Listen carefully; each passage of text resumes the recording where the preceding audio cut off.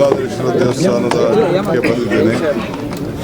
ಮಲ್ಲ ಬೆಟ್ಟ ಕೆರೆ ಇದು ಒಂದು 3-4 ಬಾರಿ ಬಂದಿದ್ದೀನಿ. ಬಹಳ ಐತಿಹಾಸಿಕವಾದಂಥ ಪವಿತ್ರವಾದಂಥ ಸ್ಥಳ.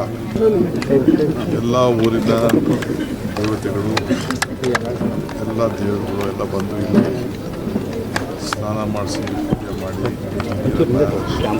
ನನ್ನ ಮನೆಯೂ ಕೂಡ ನಾನು ಗೃಹ ಪ್ರವೇಶ ಮಾಡಿದಾಗ ಈ ಕಡೆ ನೀರು ತೆಗೆದುಕೊಂಡು ಈ ಕೆರೆ ಕೂಡ ಈ ಕೆರೆ ನೀರು ಕೂಡ ಅವರು ಕೂಡ ತುಂಬಿ ಹೋಗ್ತಾ ಇರ್ತಾರೆ.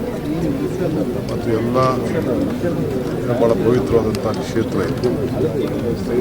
ಸೊ ಭಾಳ ಚೆನ್ನಾಗಿ 25 ವರ್ಷದ ಗಮನಿಸ್ತಾ ಇದ್ದೀನಿ ಈ ಜಾಗನ.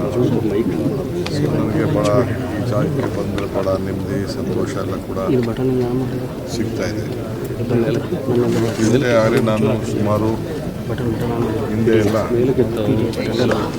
ಈ ಭಾಗದಲ್ಲಿ ಸುಮಾರು ಹೆಚ್ಚು ಕಮ್ಮಿ ಒಂದು 35 ಕೋಟಿ ರೂಪಾಯಿ ವಿವಿಧ ಕಾಮಗಾರಿಗಳನ್ನು ಯಾರು ತೆಗೆದುಕೊಂಡಿದ್ದೇವೆ. ಅಕ್ಕಪಕ್ಕೆಲ್ಲ ರೈತರ ಕ್ಯಾನ ಸಿಸ್ಟಮು,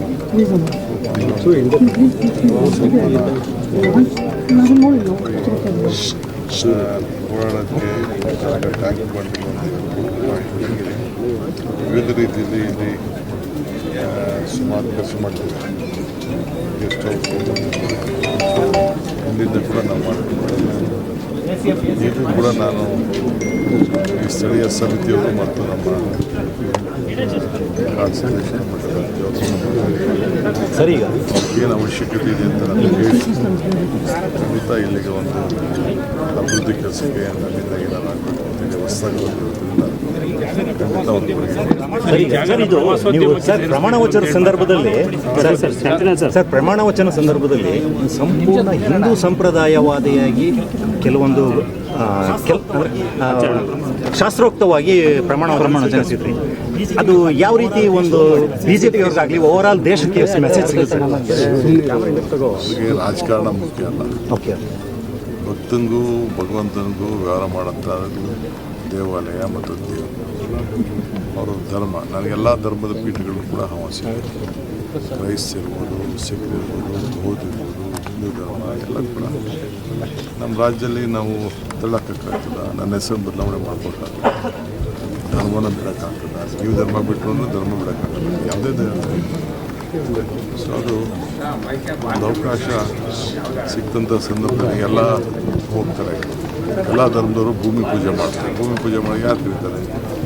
ಈಗ ಪ್ರತಿಯೊಂದು ಮನೆಯಲ್ಲೂ ಕೂಡ ಒಂದು ನಾಮಕರಣ ಮಾಡಲಿ, ಒಂದು ಕಿವಿ ಚುಚ್ಚಲಿ, ಏನೇ ಒಂದು ಹೆಸರು ಏನೇ ಮಾಡೋದು ಕೂಡ ಉಪನಯ ಮಾಡಲಿ, ಎಲ್ಲ ಅವರು ಪೀಠದವ್ರು ಕರ್ಕೊಂಡು ಬಂದೇ ತಾನೇ ಮಾಡೋದು. ಹಾಗೆ ನಾವು ಯಾರು ಬಿಡೋಕ್ಕೆ ಒಂದು ರಾಜ್ಯಕ್ಕೆ ಇದಕ್ಕಾಗಲಿ ಅಂಥೇಳಿ ನಾವು ಒಂದು ಜವಾಬ್ದಾರಿನ ತೆಗೆದುಕೊಂಡಾಗ ಎಲ್ಲರೂ ಕೂಡ ಎಲ್ಲರ ಆಶೀರ್ವಾದವನ್ನು ಪಡ್ಕೊಂಡು ನಾವು ತೆಗೆದುಕೊಂಡು ಆ ಕೆಲಸನ ನಾನು ಸ್ಥಾಪನೆ ಮಾಡಲಿಕ್ಕೆ ಮುಂದಾಗಿದೆ. ಏನಿಲ್ಲ, ನನ್ನ ಭಾವನೆ, ನನ್ನ ಭಕ್ತಿ ಈ ಲೋಕ ಕಲ್ಯಾಣಕ್ಕೆ ಜನರಿಗೆ ಒಳ್ಳೆಯದಾಗಲಿ ಅಷ್ಟೇ. ನನಗೆ ಸಿಕ್ಕಿರುವಂಥ ಅಧಿಕಾರ ಜನರಿಗೆ ಸಂಪೂರ್ಣವಾಗಿ ಸಮರ್ಪಿತ, ಒಳ್ಳೆಯದಾಗಬೇಕು, ನೆಮ್ಮದಿ ಶಾಂತಿ, ಒಳ್ಳೆಯ ಮಳೆ ಬೆಳೆ ಕೂಡ